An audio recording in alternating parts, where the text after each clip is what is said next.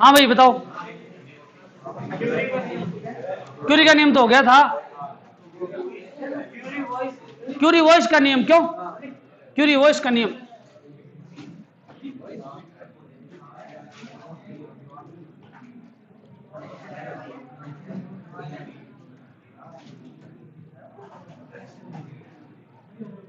Curie का नियम या क्यूरी वॉइस का नियम?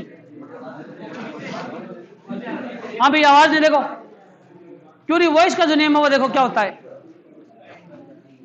बताओ भाई, क्यूरी वॉइस का नियम लोह चुंबकीय पदार्थ के लिए है या अनुचुंबकीय के लिए या प्रतिचुंबकीय के लिए? लोह चुंबकीय पदार्थ के लिए।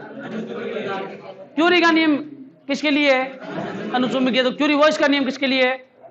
किसी लोह चुंबकीय पदार्थ की चुंबकीय प्रवृत्ति। देखो क्यूरी वॉइस में, मतलब क्यूरी वॉइस का नियम है ये लोह चुंबकीय पदार्थ के लिए लागू होता है। ठीक है, लोह चुंबकीय पदार्थ की चुंबकीय प्रवृत्ति काई एम निम्न प्रकार निर्भर करती है। बस इतना ही है। लोह चुंबकीय पदार्थ की चुंबकीय प्रवृत्ति काई एम निम्न समीकरण के अनुसार निर्भर करती है। इतना ही है क्यूरी वॉइस का नियम। ठीक है, यहां पे टी क्या हो गया? परमताप, टीसी क्यूरी ताप, और सी क्या हो गया?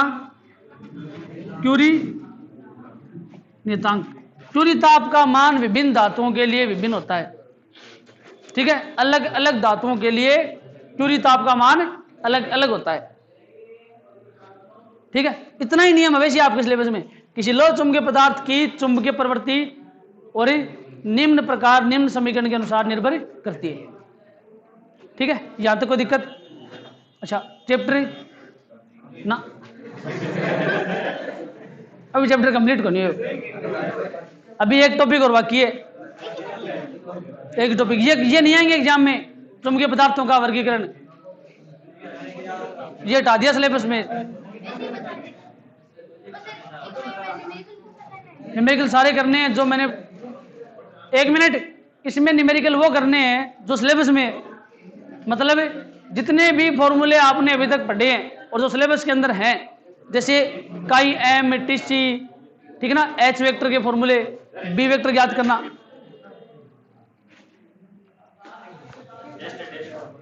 यार मार्गन वही, अच्छा डबल ले शाबाश। अरे ठीक है यार, ठीक है देखे डाय मेरा ये डायलॉग मानी बेमतलब कह कोई आओ नहीं तो ला दिया को नहीं, दस ले लियो जावा माइन चौधर करो रे।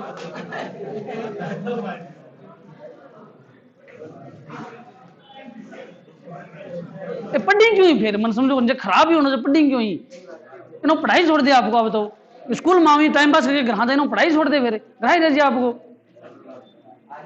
गलत है, जरूरी को नहीं कभी पढ़े से कोई कामयाब हो, नाकामयाब मतलब इंसान कोई नहीं होता।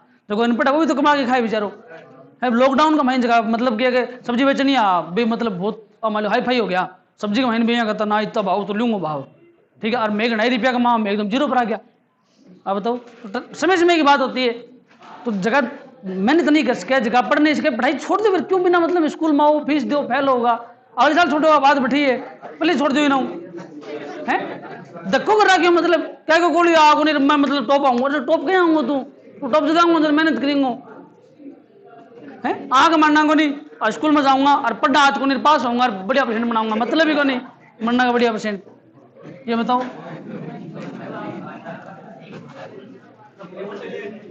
हाँ भाई, शिथिल्य लूप या शिथिल्य वक्र, ये 3 नंबर का आएगा एग्जाम में, ध्यान रखना अगर आएगा तो। शिथिल्य लूप या शिथिल्य वक्र, ठीक है। सबसे पहले आपको किसी लोह चुंबकीय पदार्थ का टुकड़ा लेना है। लोह चुंबकीय पदार्थ का टुकड़ा लेने के बाद उसके चारों तरफ एक कुंडली लपेटनी है तार की, और उसमें धारा प्रवाहित करनी है। ठीक है, धारा प्रवाहित करने के बाद उसके अंदर एक चुंबकीय क्षेत्र उत्पन्न हो जाएगा, और चुंबकीय क्षेत्र उत्पन्न होगा तो चुंबकन क्षेत्र भी उत्पन्न होगा, ठीक है, और चुंबकन क्षेत्र उत्पन्न होगा तो चुंबकन तीव्रता भी उत्पन्न होगी।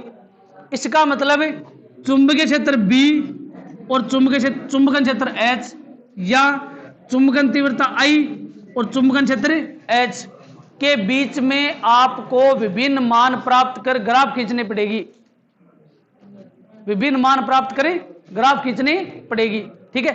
ये जो ग्राफ है इसी को बोलते हैं मतलब हाइड्रेसिस कर्व है, ठीक है, शिथिल्य वक्र।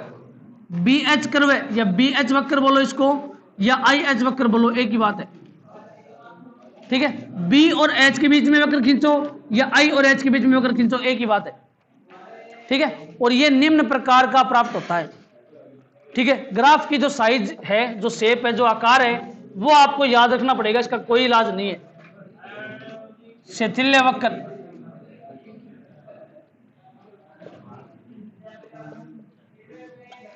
या BH वक्र, ठीक है। शिथिल्य वक्र खींचने के लिए सर्वप्रथम एक लोह चुंबकीय पदार्थ का टुकड़ा लेते हैं, उसके चारों तरफ कुंडली लपेटकर उसमें धारा प्रवाहित की जाती है।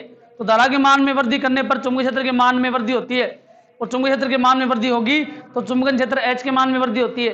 तब भी शिथिल्य लूप या शिथिल्य वक्र निम्न प्रकार का प्राप्त होता है, ठीक है।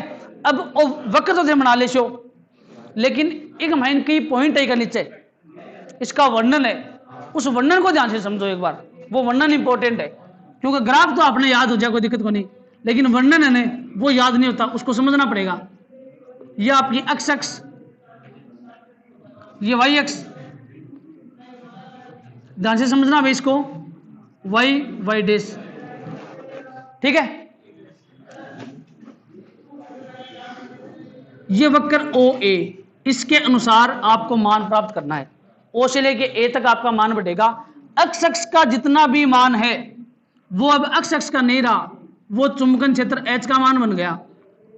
वाई एक्स का जितना भी मान है वो वाई एक्स का नहीं रहा, वो I या B का मान बन गया। मतलब वाई एक्स पर 1 2 3 4 5 6 पलेगा, वो अपनों क्यों जगो चुंबकन तीव्रता या चुंबकीय क्षेत्र। एक्स एक्स के ऊपर आप जो भी लेते हो वो अब सेंटीमीटर नहीं रहा, वो अब H का मान बन गया एम्पीयर प्रति मीटर।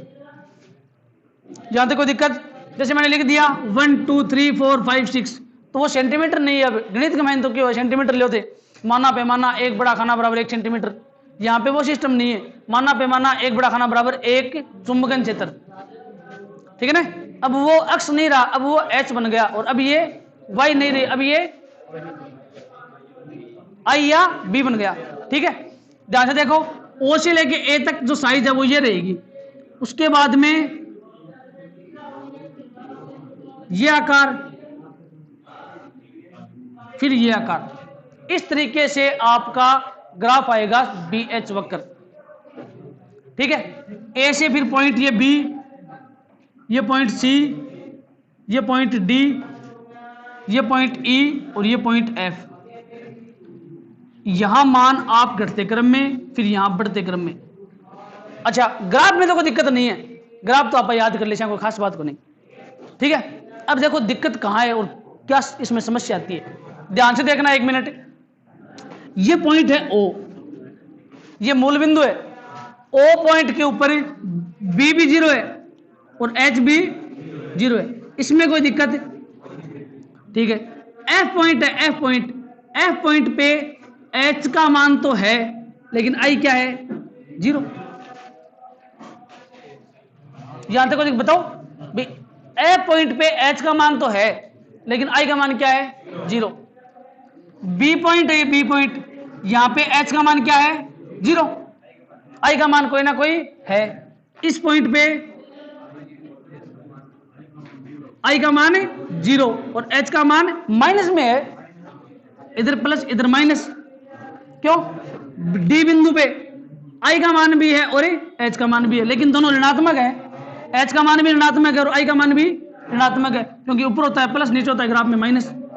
अब पॉइंट E पे देखो ध्यान से, E पॉइंट के ऊपर I तो है नेगेटिव लेकिन है, और B क्या है 0, मतलब H, हाँ सॉरी H, बिल्कुल शाबाश, H क्या है 0। एच हो गया 0। ठीक है, अब देखो एक मिनट ध्यान से, मैं पॉइंट ए पे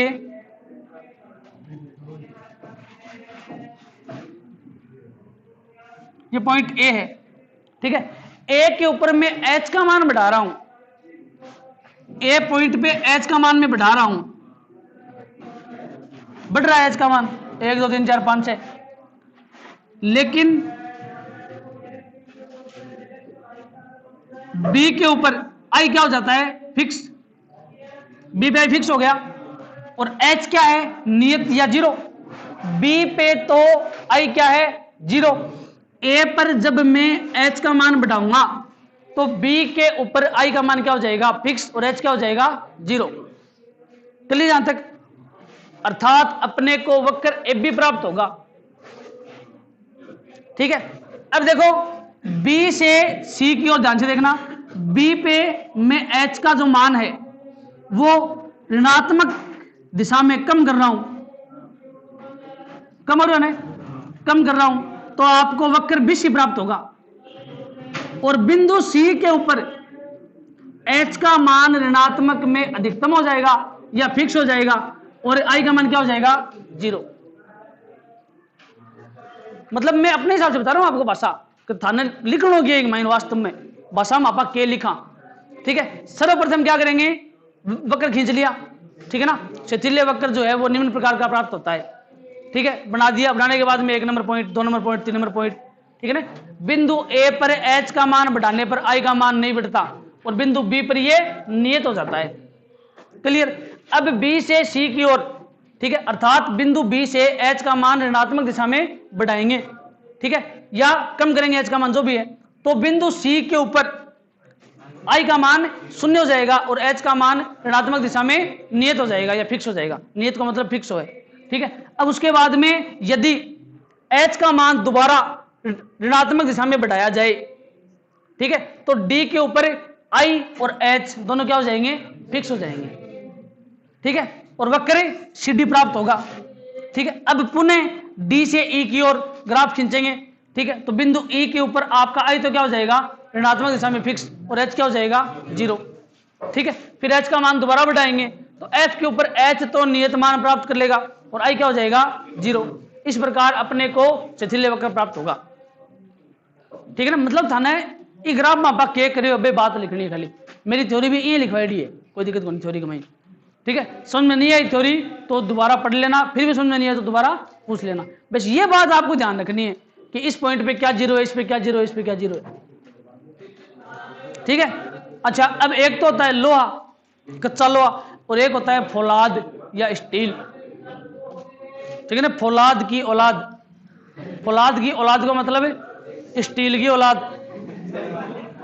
ठीक है, अब ताकत ज्यादा किम हो है, मोटा आदमी में होगा पतला में, पतला में ताकत बोली हो है ना, तो मतलब थारा में ताकत बोली है।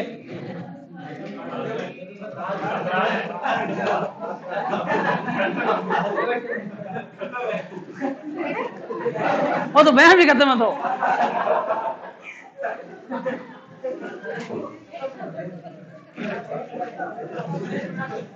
ठीक है, चलो मजाक की बात है, देखो ये तो आपका शिथिल्य वक्र। अब देखो कच्चे लोहे के लिए और इस्पात या स्टील या फौलाद, ठीक है, के लिए शिथिल्य वक्र ये प्राप्त होंगे, ये डायरेक्ट आपको याद करने हैं भाई। ये तो है कच्चे लोहे के लिए,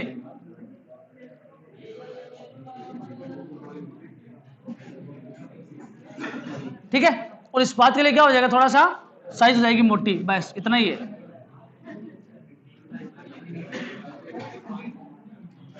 ठीक है, ये हो जाएगी इस्पात के लिए। डायग्राम मेरा बनाया हुआ है, आपको दोनों डायग्राम बनाए हुए हैं, याद करने सीधी सी बात है, इसकी कोई ट्रिक नहीं है, शिथिल्य वक्र की कोई ट्रिक नहीं है, याद करने ही पड़ेंगे। ठीक है, हाँ, अब भी एक छोटी सी बात लिखो, चुंबकीय क्षेत्र के लिए गाउस का नियम हो गया, करवा दिया था मैंने। ठीक है, करवाए हो क्लास में, लेकिन वीडियो पड़ी हुई रिकॉर्डेड, चिंता करने की जरूरत को नहीं, लेकिन प्रूफ है करवाए वो। ठीक है, अब देखो एक मिनट, शिथिल्य लूप जो है उसके बाद में इसके नीचे हेडिंग लगाओ शिथिल्य हानि, शिथिल्य हानि या शिथिल्य हास। ये टॉपिक नोट्स में नहीं है, आपको लिखना पड़ेगा, ठीक है। बिना आवाज करे, बिना इन छेड़े लिखो।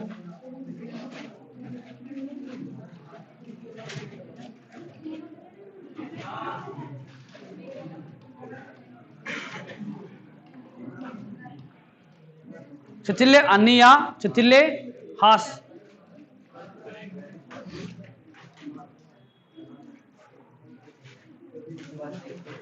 ठीक है ना। इसका खाली सूत्र आपके सिलेबस में है, सूत्र आप लिख लो, कोई खास बात नहीं है, ठीक है। हाँ अच्छा एक बात बताओ, पहले मैंने एक छोटी बात बताओ कि फिल्म का माइन जा मान लो कोई आदमी कोई किडनैप करे तो वो वेन में करे ओमनिम है ना, ओमनिम करने। अच्छा मतलब अगर उसको किडनैप किए गए आदमी की कोई हानि करनी है तो वो हानि वेन में ही करता है, थप्पड़ मारना, कूटना कूटना, माइन कूट काट के बाहर फेंक दे, ठीक है। हानि किस में होती है? वेन में। तो हानि किस में होगी? वेन में। ये सूत्र है। शिथिल्य हानि किस में होती है? वेन के अंदर। याद होगा ना, शिथिल्य हानि क्यों किस में होगी? वेन के अंदर। वी आयतन, वी मतलब आयतन, ए मतलब क्षेत्रफल, और एन फ्रीक्वेंसी, संख्या नहीं फ्रीक्वेंसी या आवृत्ति, ठीक है। एक बार मैंने किताब दो देखा,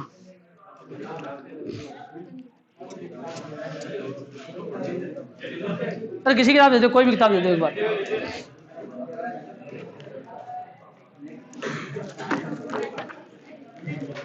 चैप्टर नंबर 9 है नए,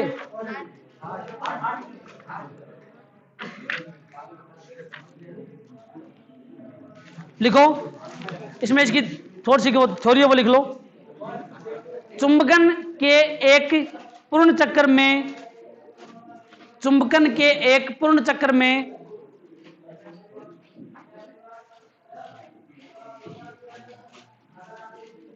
चुंबकन के एक पूर्ण चक्र में पदार्थ ऊर्जा ग्रहण करता है, या चुंबकीय पदार्थ ऊर्जा ग्रहण करता है।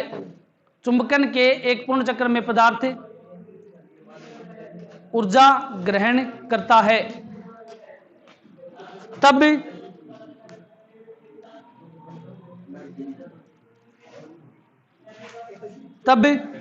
विचुंबकन, तब विचुंबकन के समय ऊर्जा मुक्त करता है, तब विचुंबकन के समय ऊर्जा मुक्त करता है। परंतु विचुंबकन के समय ऊर्जा मुक्त करता है, परंतु यह मुक्त ऊर्जा पूर्ण रूप से मुक्त नहीं होती।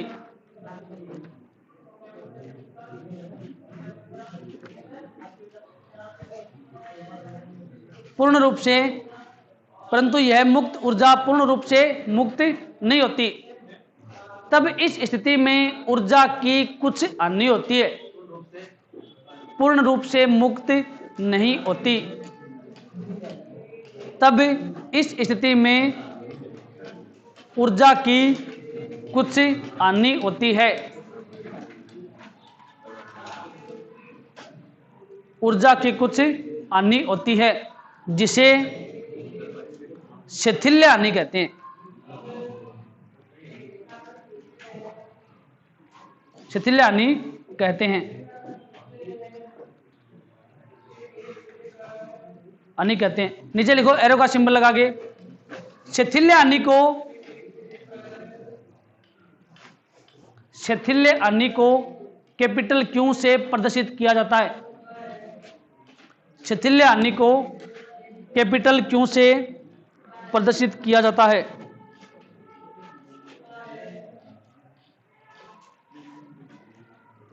कैपिटल क्यू से प्रदर्शित किया जाता है। नीचे लिखो एरो का सिंबल लगा के।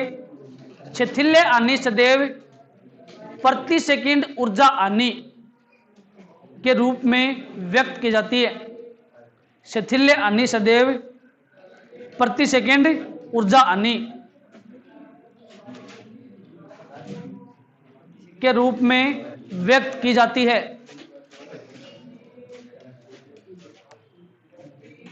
प्रति सेकंड ऊर्जा हानि के रूप में व्यक्त की जाती है।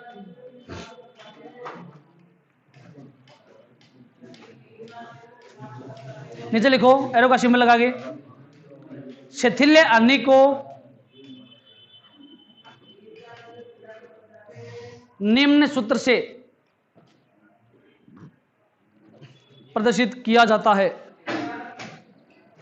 शिथिल्य हानि को निम्न सूत्र से प्रदर्शित किया जाता है।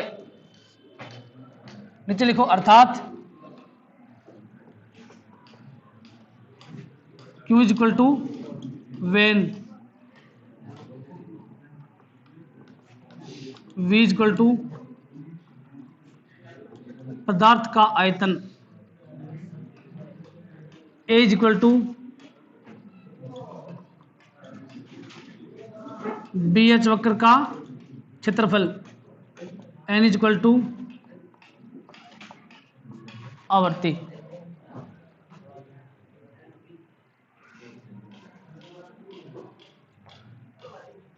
ठीक है, इसके नीचे एरो क्वेश्चन में लिख लो। इसी प्रकार उष्मा के रूप में हानि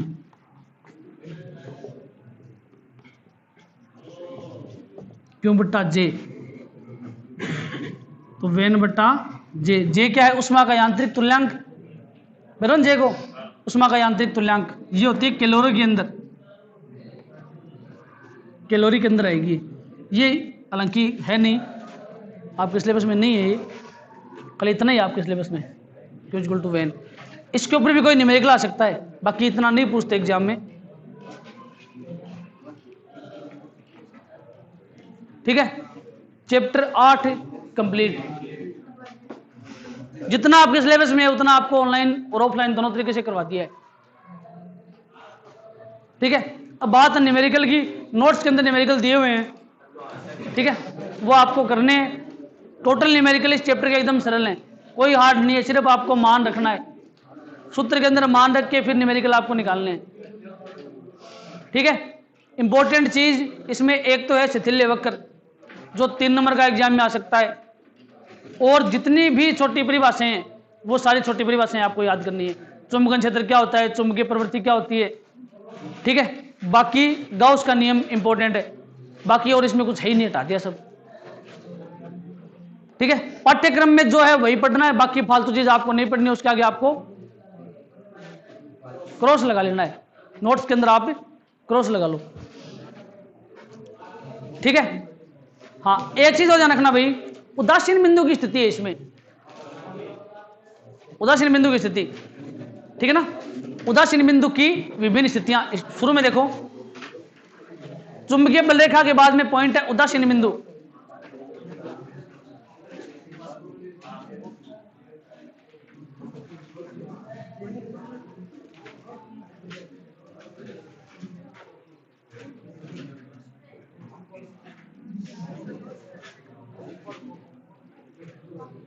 नहीं है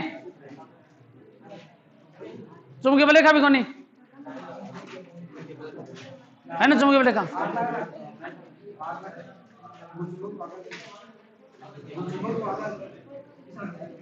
पिछला कढ़ाया कौन थे, हाँ। तो इसमें एक मतलब पॉइंट है उदासीन बिंदु, उदासीन बिंदु की विभिन्न स्थितियां, ठीक है ना। कुछ नहीं है वो, 1 मिनट। उदासीन बिंदु क्या होता है? चुंबकीय बल रेखाओं के मध्य ऐसा बिंदु जहां से कोई चुंबकीय बल रेखा नहीं गुजरती, उदासीन बिंदु कहलाता है। बस है क्या इसमें? नहीं है उदासीन बिंदु। 1 मिनट देखो, उसके बाद में उदासीन बिंदु के कारण चुंबकीय बल रेखाएं खींचिए। बी का 3 पॉइंट है खाली, बे चुंबकीय बल रेखा थाने रटनी है। रटनी है मतलब जब ऐसा हो तो बल रेखा ऐसी होगी, जब ऐसा हो तो बल रेखा ऐसी होगी, जब ऐसा हो तो बल रेखा ऐसी होगी। 3 ही पॉइंट है खाली बस, क्योंकि चुंबकीय बल रेखा है उसकी कोई ट्रिक नहीं है, एन से निकलेगी एस में प्रवेश करेगी। जैसे देखो ये आपके पास चुंबकीय ध्रुव है, एन से निकलेगी एस में प्रवेश करेगी। अब ध्यान से देखो, यहां हो गया आपका n, यहां हो गया आपका n, तो ये हो जाएंगी बलेखा भाई, n से बाहर निकलेगी और s में प्रवेश करेगी। सीधी सी बात है, क्यों? बीच में क्या हो गया? पॉइंट P, ये क्या हो जाएगा? उदासीन बिंदु। दोनों S हो गए, यहां पे S, यहां पे S, यहां पे S, यहां पे N। क्यों? अब ठीक है, मतलब जो डाइपोल के कारण था, विद्युत द्विध्रुव के कारण था, वही सेम टू सेम, बस नाम लिखना है आपको खाली, ठीक है ना? पॉइंट है इसमें, बुक के अंदर दिया हुआ पॉइंट, उदासीन बिंदु की विभिन्न स्थितियां। देखो ये रहा उदासीन बिंदु। उदासीन बिंदु के नीचे देखो, चुंबक का दक्षिणी ध्रुव भौगोलिक उत्तर की ओर है, तो बलरेखाएं निम्न प्रकार की प्राप्त होगी। चुंबक का उत्तरी ध्रुव भौगोलिक उत्तर की ओर है, चुंबक को ऊर्ध्वाधर रखने पर बलरेखाएं ऐसी प्राप्त होंगी। तो ये तो सीधी सी बात है, याद करने की बात है, इसमें कोई समझाने की बात नहीं है। भौगोलिक उत्तर का मतलब है अपलो उत्तर, चुंबक का उत्तर, और भौगोलिक उत्तर मतलब है कि ये इन है उत्तर दिशा, इन है पूर्व, इन है पश्चिम, वो क्या है? भौगोलिक उत्तर। चुंबक का एन और एस आपको पता है कौन सा होता है, ठीक है? तो ये बलेखाएं आपको थोड़ी थोड़ी याद करनी है, जरूरी नहीं है कि इसमें सारी बलेखाएं खींचो, इनकी 2-4 खींच के अंक की दिशा इन्हें बताना आनी चाहिए। ये थोड़ी सीख के सिलेबस में है थरा चीज, ठीक है? अब पूछ ले कि चुंबकीय बलेखाओं के मध्य उदासीन बिंदु क्या होता है, तो चुंबकीय बलेखाओं के मध्य ऐसा बिंदु जहां चुंबकीय क्षेत्र का मान 0 होता है, अर्थात वहां से कोई चुंबकीय बलेखा नहीं गुजरती, वो क्या हो जाएगा? उदासीन बिंदु, ठीक है? न्यूमेरिकल जरूर निकाल ली हुई बात ध्यान रखियो, न्यूमेरिकल की गड़बड़ मत कर देना।